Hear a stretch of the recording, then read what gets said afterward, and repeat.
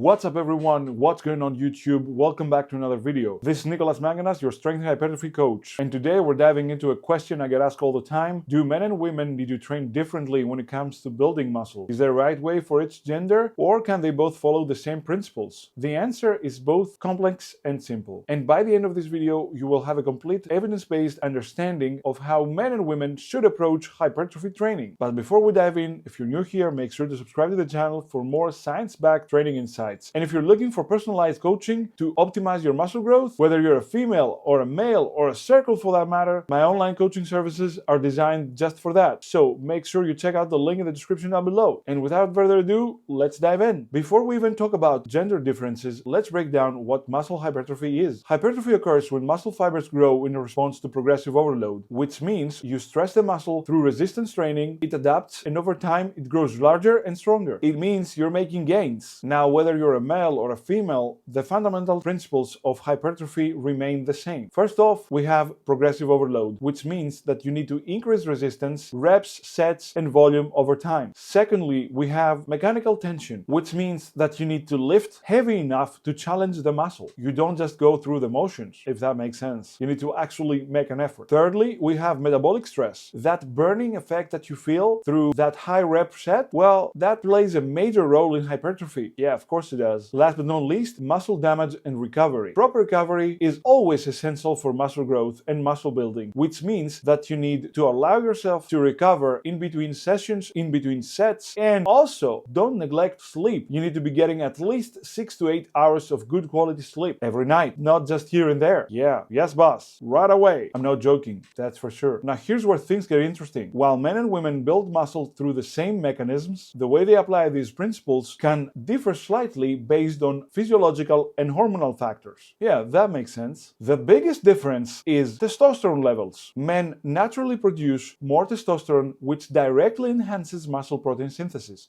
while women, on the other hand, have 10 to 20 times less testosterone, but they make up for it with higher levels of estrogen and growth hormone, which still support muscle growth, but just in a different way. Now let's talk about another difference between men and women, and that is muscle fiber composition. Women tend to have higher proportion of those type 1 slow-twitched muscle fibers, which means, first, that they can recover faster between sets. Secondly, they might potentially handle higher volumes better. And last but not least, they generally have better muscular endurance.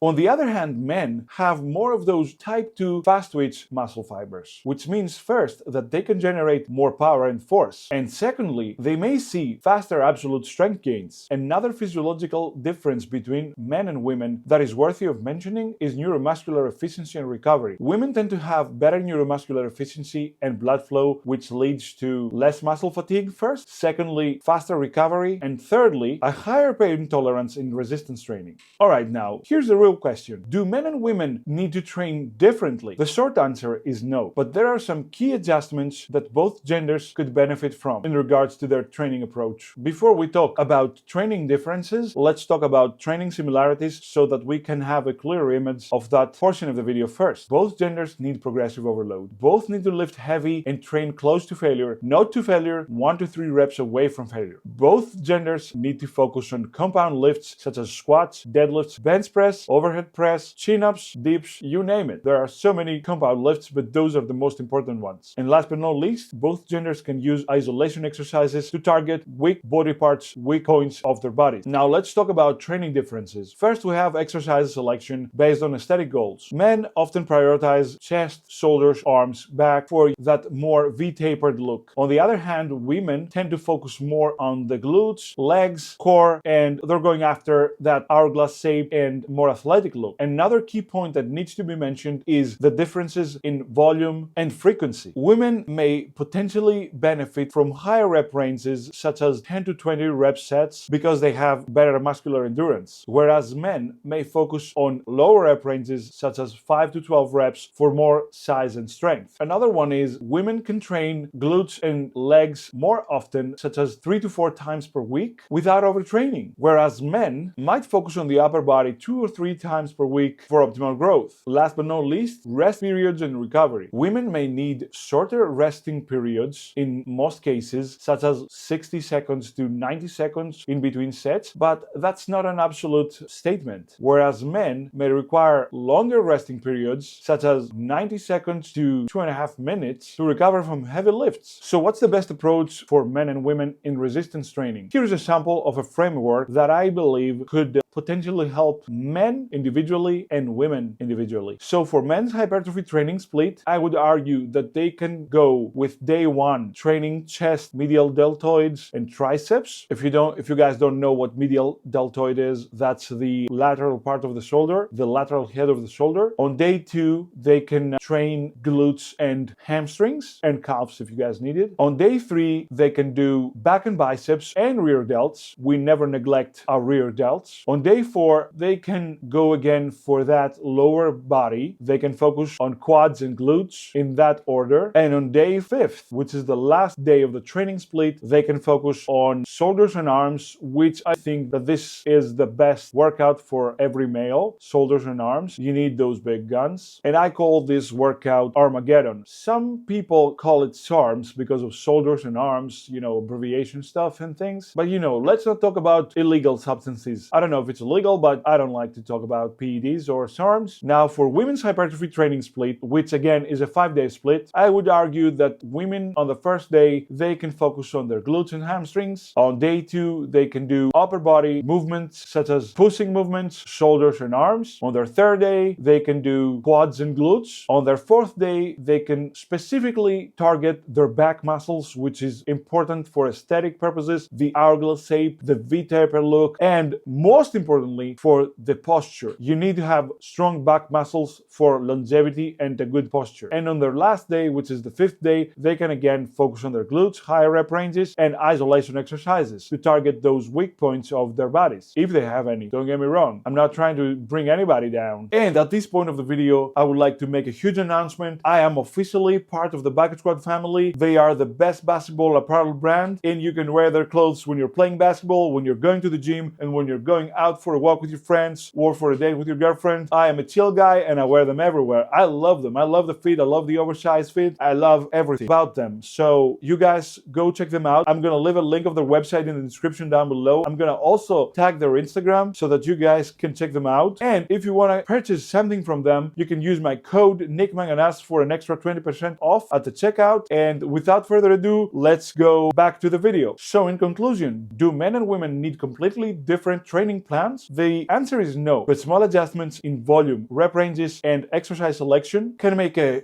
big difference based on aesthetic goals and physiological differences, which makes sense. If you guys found this video helpful, make sure to like, subscribe, and drop a comment down below if you have any questions, or if you want to add something extra, or if you think I'm wrong. And if you guys are serious about building muscle and need expert guidance, check out my online coaching services tailored just for you. And until next time, stay strong, stay sexy, lift heavy, stay healthy, and I'll see you in the next one.